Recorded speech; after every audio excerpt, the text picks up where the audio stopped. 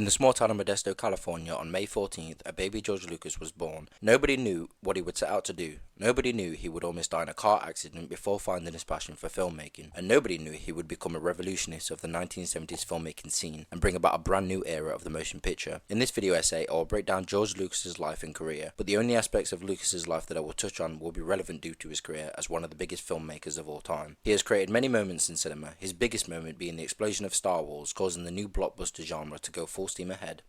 This is one of many reasons as to why I want to get into George Lucas's career and understand why he isn't talked about like he should be. Yes, he's talked about a lot, so I won't say everything, but Lucas isn't talked about in the conversations he should be. He is named a lot, but you don't see people actually discussing him as a director, as a screenwriter, and as a producer. In this essay, I aim to understand why this is the case, and fully dive into the entirety of his career and to show why I think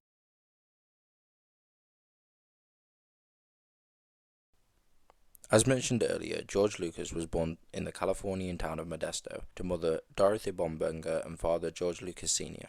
For George Lucas, comic books were a big pastime. He read sci-fi comics about boys and men going to the stars, to different places, meeting new people and doing new things. Whilst he loved his hometown, friends and family, Lucas wanted something more for himself and saw that in race car driving. This interest started to manifest itself when he was about 15 years old when cars kicked in, by Lucas's own admission. When Lucas got to the age where he was wanting a car and able to drive, his father got him one. But because Lucas Sr. had seen his son racing around on a motorbike, he got him a car that would not go very fast at all. Lucas later said his father got him the car in hopes that it would slow him down. However, George Lucas would push this car to its limits. He would take it down to the local garage, take it apart and rebuild it again, but now with certain modifications to fit a young Lucas's desires. The idea for Lucas to become a race car driver stemmed from modifying this older car, making it fast and racing down the back roads of Modesto. Lucas described having a car as my own life and freedom to explore and have time to himself. But on the flip side of that, Lucas was not doing very well in school. The relationship between him and his dad was shaky, so much so that when Lucas refused to work with his dad's company, they fell out, with George Sr. saying his son would be back in a few years, and Lucas Jr. would go on to explain that he's not going to come back and is going to go and find his own success. But at that time, Lucas was still only 18 and his graduation from high school was coming up. On June 12, 1962, George Lucas was going to the library when a Chevy Impala T-boned Lucas's Fiat, causing it to roll multiple times and then smashing into a tree.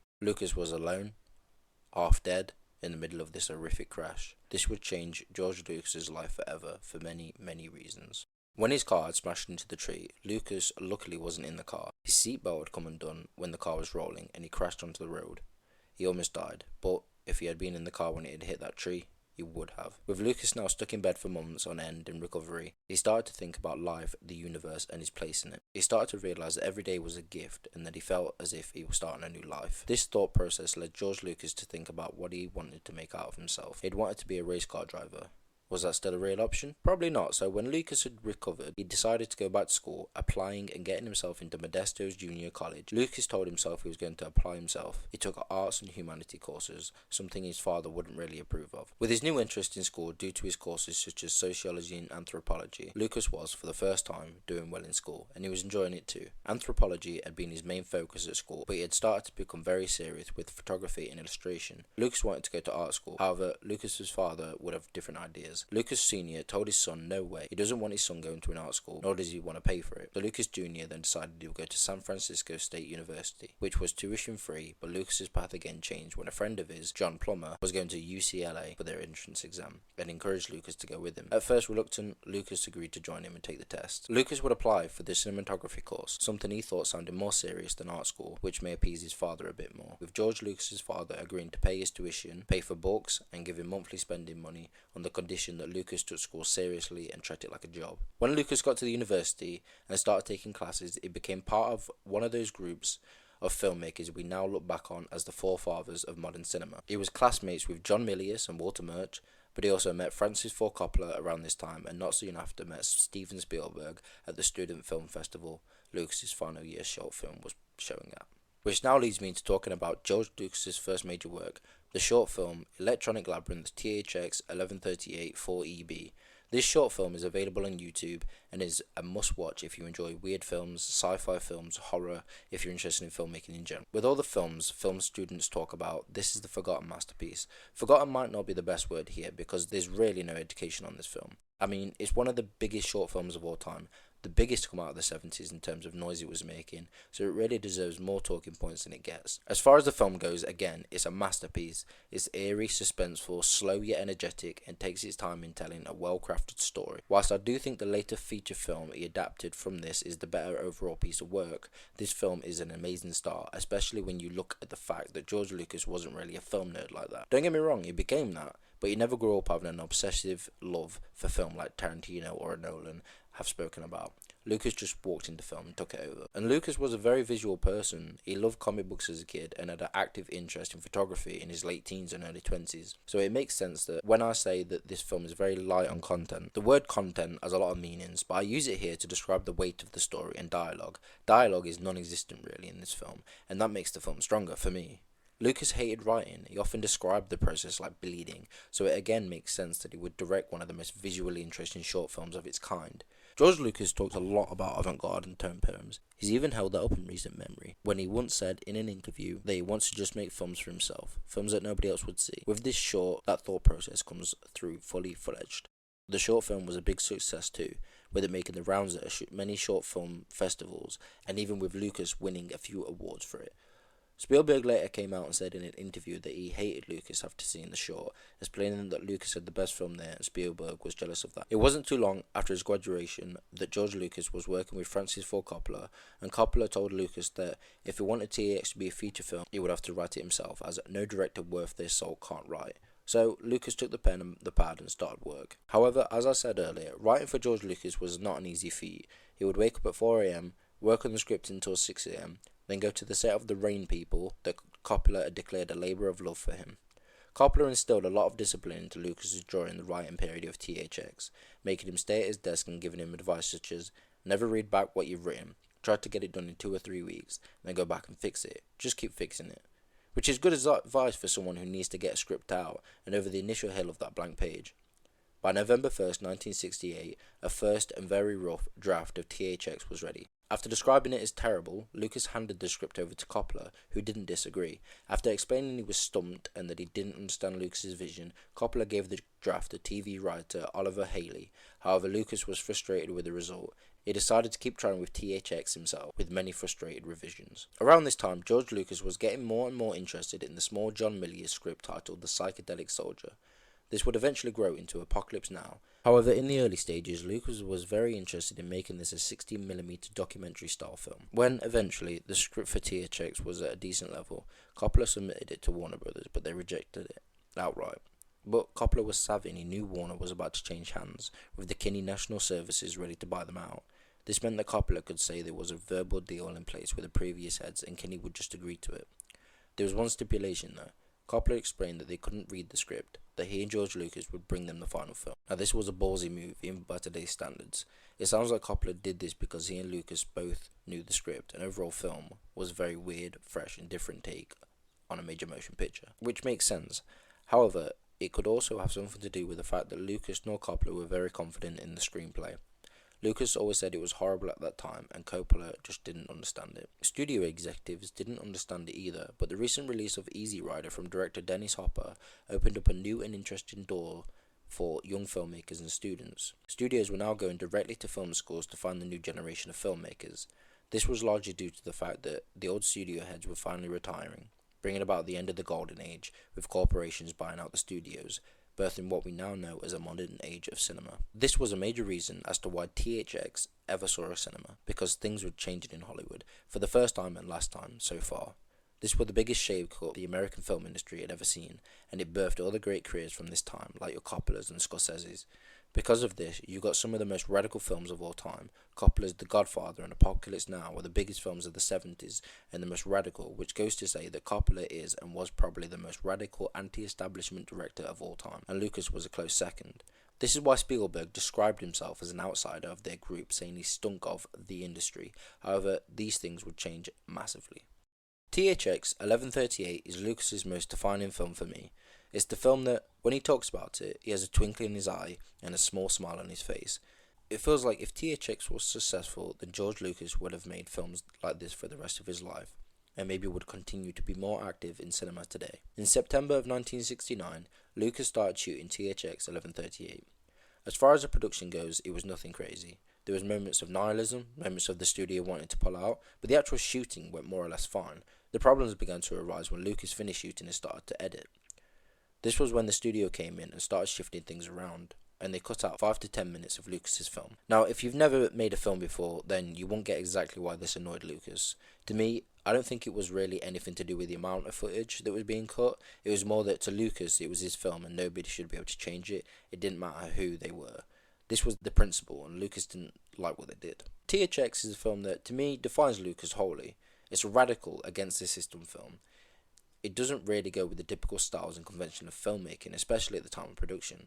Like Lucas, the film is quiet, slow, methodical to a point, and delivers on its core premise, that being a society forced to work whilst on drugs with repressed emotions, but one guy comes out of the stupor, realises what the world is like around him, and is arrested and trapped in a white void for it. When he eventually escapes, 1138 ends up in a car chase.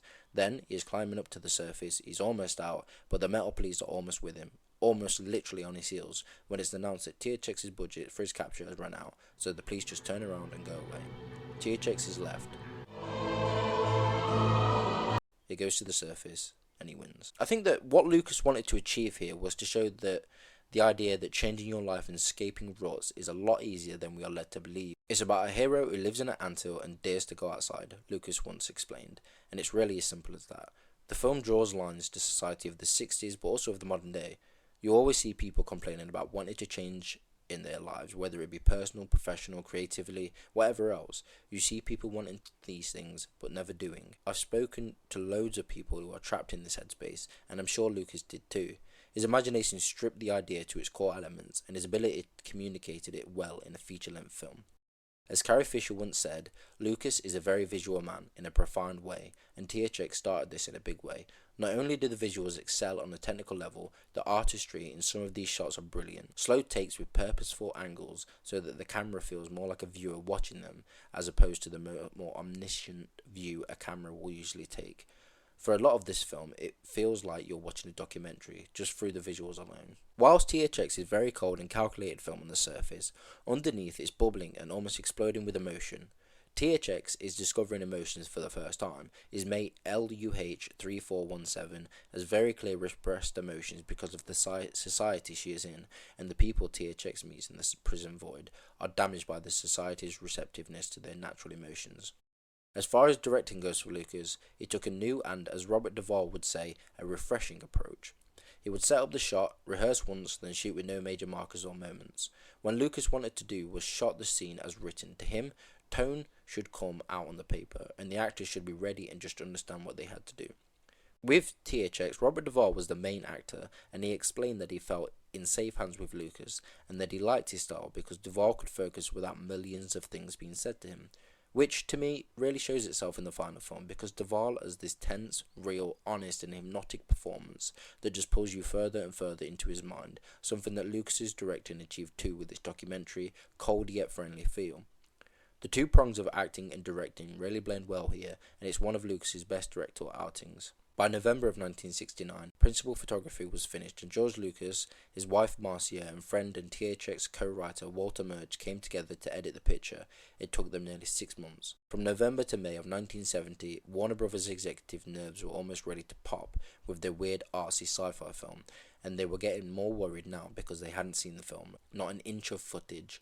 During this time period, Francis Ford Coppola was telling the studio George Lucas was taking his time to deliver something truly great. So on the night before his meeting with Warner, Coppola went to Lucas to view THX 1138 for himself, for the first time. When the film was done, Coppola said, "This is either going to be a masterpiece or masturbation." Coppola would have to tell the executive that the film was still a work in progress, and they could change anything they wanted. At the end of the day, it was Lucas's first film, and that's how it was to go. Overall, the executive were lost as to what the film was supposed to be. They told Coppola that it wasn't the screenplay they had agreed on, and it wasn't a commercial film. It had to be more accessible. But this confused Lucas, who thought the film was accessible. It was a lot more accessible than the original student film. However, on the business side of things, Lucas and Coppola's company, Zoetrope, was running out of money and leverage with the studio because Coppola's The Rain People had landed like a lead balloon, and THX was looking like an even bigger failure. There was hope on the hill, though, because in the summer of 1970, Coppola was offered the role of co-writer and director of this hit novel, The Godfather. It was really George Lucas who talked Francis Coppola into taking the job, because the company was in debt and they needed the money to keep Zoetrope afloat. To learn more about Coppola's journey with the first Godfather picture, watch The Offer on Paramount Plus. It's like the best thing they've got on there, and it's fantastic. A big chapter of George Lucas's life closed on Thursday, November 19th, 1970. This was the day Warner were going to see the new cut of THX and look at the screenplay that Lucas and Coppola's Zoetrope team had put together over the last year or so. This day would later be known as Black Thursday. The screening for THX went as bad as you could ever imagine. Lucas later described it as insane and that he wished he filmed it. Apparently the executives went ballistic. They hated the first cut and this wasn't any better. They ended the deal with Zoetrope, cancelling all the screenplays before properly reading them, however agreeing to dispute THX under Warner Brothers, mainly because the film was done and they had spent money, so they should try and make some back. This was when Lucas's and Coppola's vision for Zoetrope died. Their gang of artists disbanded, and many potentially great screenplays were never immortalised in film. However, one would survive. The first real major positive that we can take back from Black Thursday, and with the studios cutting just over 4 minutes of THX for no reason, is that George Lucas would never trust studios in the system again. If a world where everything goes to plan and THX is a success, then Lucas could have become trapped within the system, and they may have become forced to churn out the same film for the next 30 years. However, this didn't happen. THX failed, and Lucas was forced to start again. The avant-garde, artistic, moody approach didn't work, so it was time for Lucas to hit the drawing board. Also, with the studio system seriously damaging Lucas's trust with them, a small idea started to form in the back of his mind. A baby empire was forming. But for now, Lucas was left in a worse off position than when he started writing THX, and he had nothing to offer for his next project. But the baby empire in the back of Lucas's mind was growing, and with the help of lawyer Tom Pollock, George Lucas opened Lucasfilm Limited in 1971, run out of his house in Mill Valley, with him and his wife Marcia being the only two employees. When THX 1138 finally dropped in March of 1971, the reviews were kind, with Lucas and his passion project. Critic Kenneth Turin wrote, "The strength of THX 1138 is its complete faithfulness to a very personal vision." Famous film critic Roger Ebert noted possibly the first calling card of George Lucas, saying, "Lucas doesn't seem to have been very concerned with his plot, but as a work of visual imagination, it's special." This stood out to me because Lucas never showed a care for plot in any of his films. Even some of his plot-heavy films he directed move slowly, and you can feel Lucas's pain, which brings those later films down, but that sentiment is where it started. Marcia Lucas would explain to her husband that THX hadn't involved the audience emotionally. This is something I personally agree with. However, Lucas hit back by saying that involving your audience emotionally is easy. This is when George Lucas decided on a different route for his next film. He was going to emotionally involve his audience, showing how easy it was.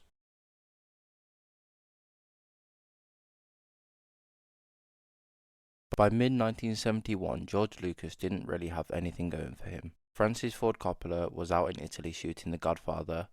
Marcia Lucas was editing Scorsese films, but the couple were barely getting by. Lucas was planning to work as a documentary cameraman to raise money so he could shoot his small artistic features independently. But there was one small project on the horizon, the best film to survive Black Thursday, which was now officially titled Apocalypse Now. At this stage of that film's production, it was still under Lucas's direction, with John Milius still writing. The two would pass pages back and forth, slowly building the would-be masterpiece. It was around this time that George brought in a third party for this collaboration, the serious yet soft-talking Gary Kurtz. Gary Kurtz was born in LA on 27th of July 1940. He was also a graduate of USC Film School, as were Lucas and Milius.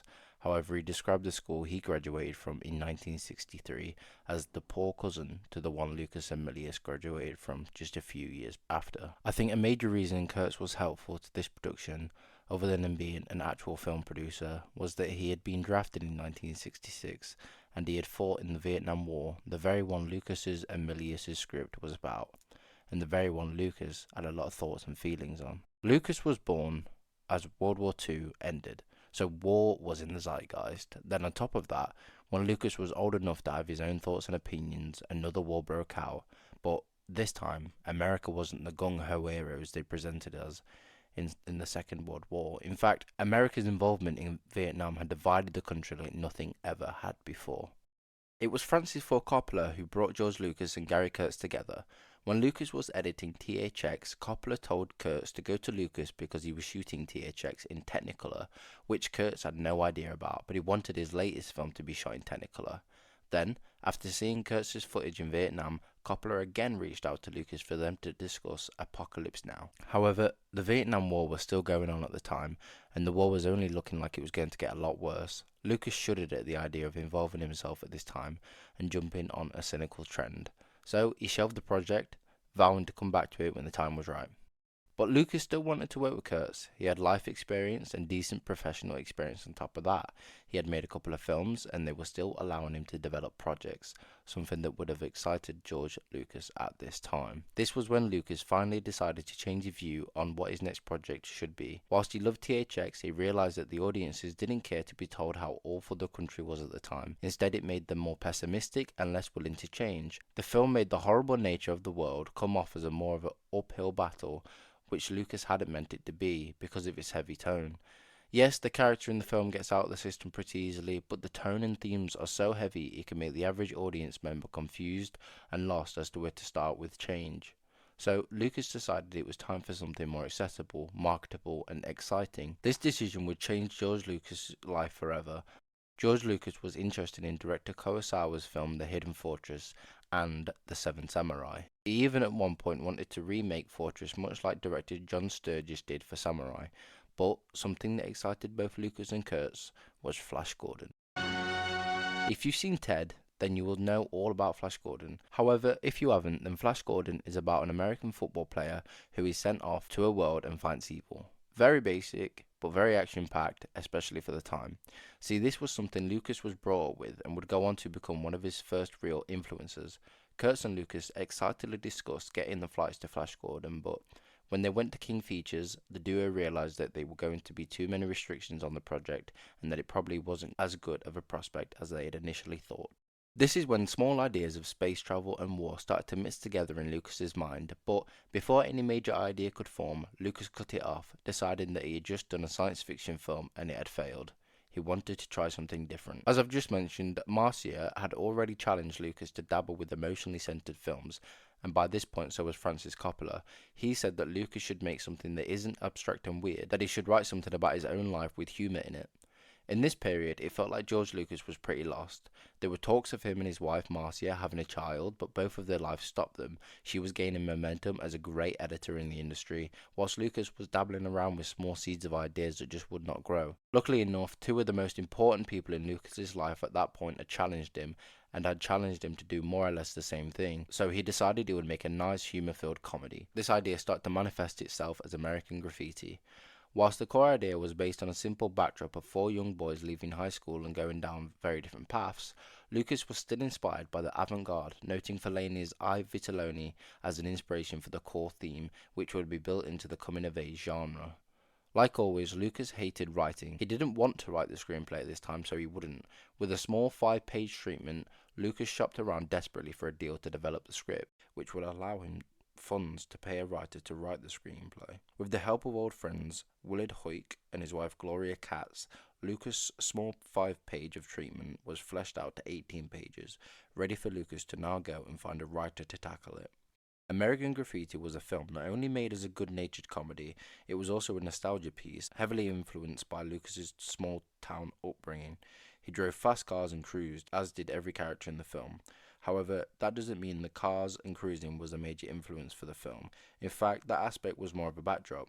George Lucas claimed that it was actually his growing interest in anthropology, which he had focused on in his junior college years. Lucas said on multiple occasions, "I became fascinated with the modern matron rituals of American youth who did their dancing cars rather than in the town square." While the cold cynicism of an anti-establishment Lucas led the emotional centre of THX 1138, American Graffiti was fueled by Lucas's fond memories of these early years, a love dated further back than his love for film or photography. But none of this made him want to write the screenplay. In fact, when the time came for Lucas to start taking his 18-page proposal around, THX 1138 officially landed in cinemas, and Lucas became damaged goods.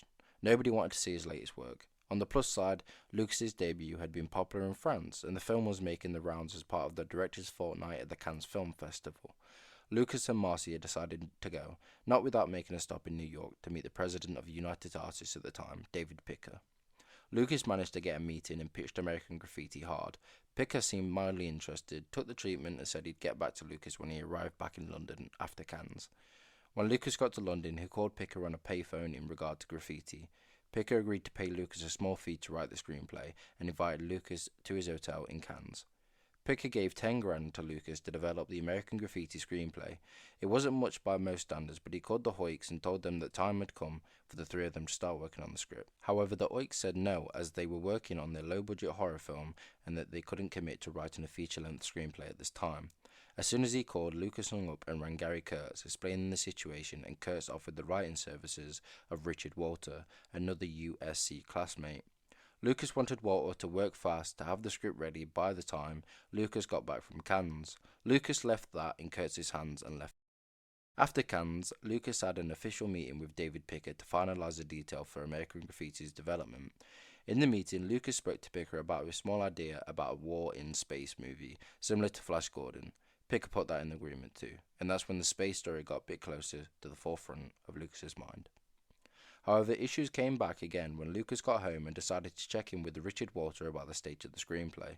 There are going to be many different takes on this part of the story, but Walter said that it was promised the entire 10 grand to write the draft, and that Kurtz had told him to ignore the 18-page treatment and go for a basic plot description Kurtz had told him. The screenplay was about drag racing and heavily car focused, when Lucas wasn't really trying to make a film like that.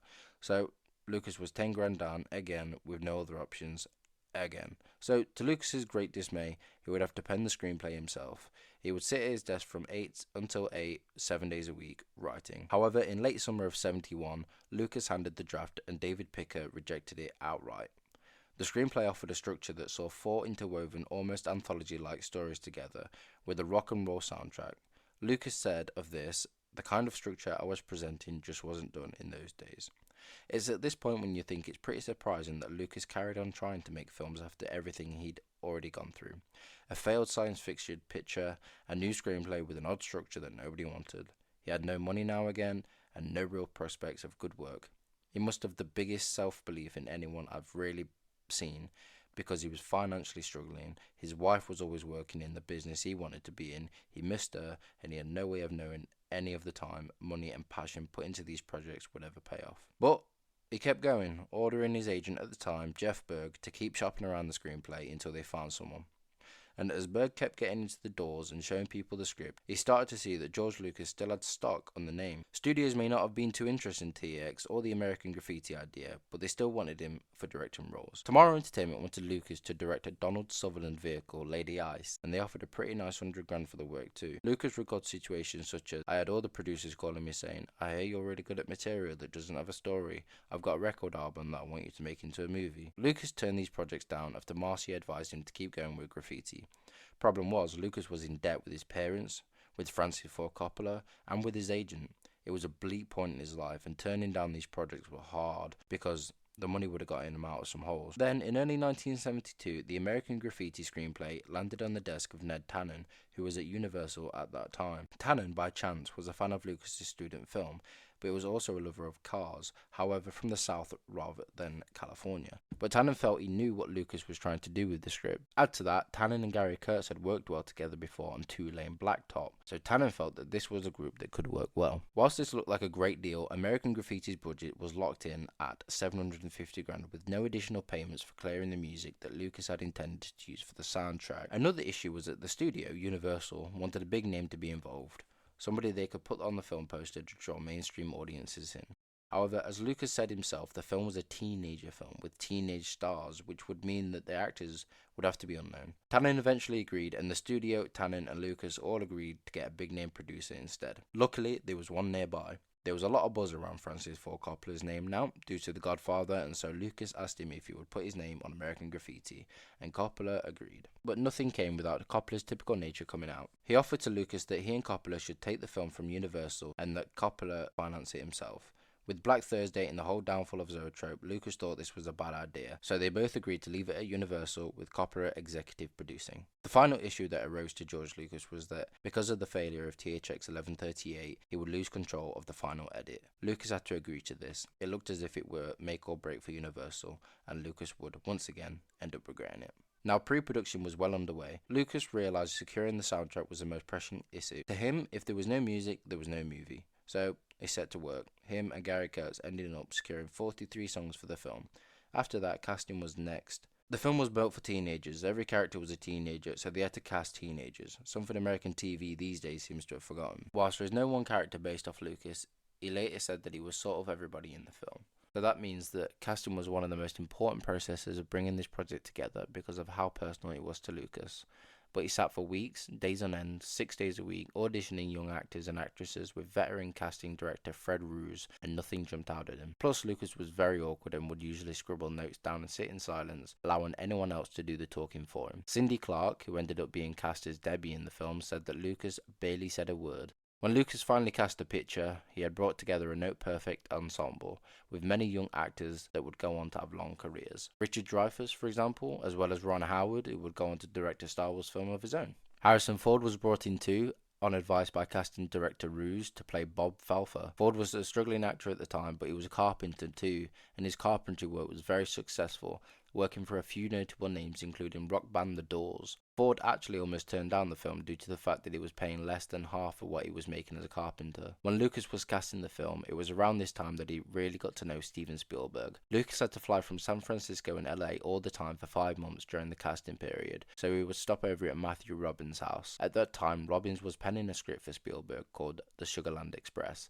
and Spielberg would go around to discuss the screenplay over dinner. Lucas would be there too, and the three of them would talk and hang out. They would complain, by Spielberg's own admission, about how hard it was to get a film made. This is where they became friends, and that friendship would last lifetimes. Final real problem Lucas had to handle before he could begin shooting American Graffiti was the script. It was a poorly penned piece of work, and he was relieved to find out that the THX were available to start rewriting it. They would pass script pages back and forth, writing, editing, rewriting, with Lucas explaining that the screenplay needed to be funnier with stronger dialogue. Lucas said later that it was still his story, his scenes were all still there, but it was the THX dialogue. By May 10th, 1972, the final screenplay draft was finished, and Lucas began shooting on June 28th of that year, with a 28-day shooting schedule right on top of them. Like every film production, there are going to be many issues. Non-starts, false starts, creative clashes, everybody being overworked. There are issues with basically any production. However, it felt doubled for Lucas, who had outside forces bothering him production too. The town they were shooting in were very odd, because even though they had all agreed to shoot there and had gotten the correct permits,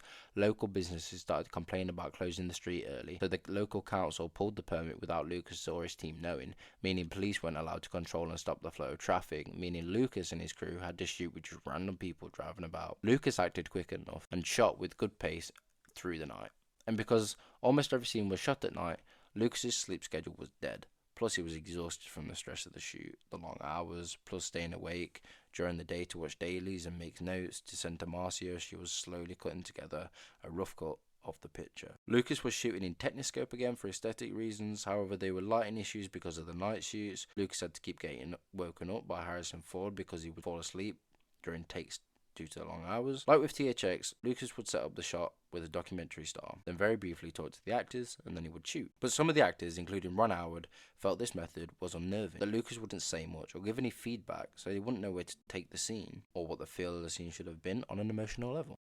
The shooting of American Graffiti ended August 4th, 1972. Lucas would say, "You couldn't pay me enough money to go through what you have to go through to make a movie." Lucas told Ron Howard that he was looking forward to the editing process, and that was where he would really direct the film and make his choices. Lucas loved the editing process, and especially when you look at the later parts of his career, really loved having lots of choices to play with in that editing bay.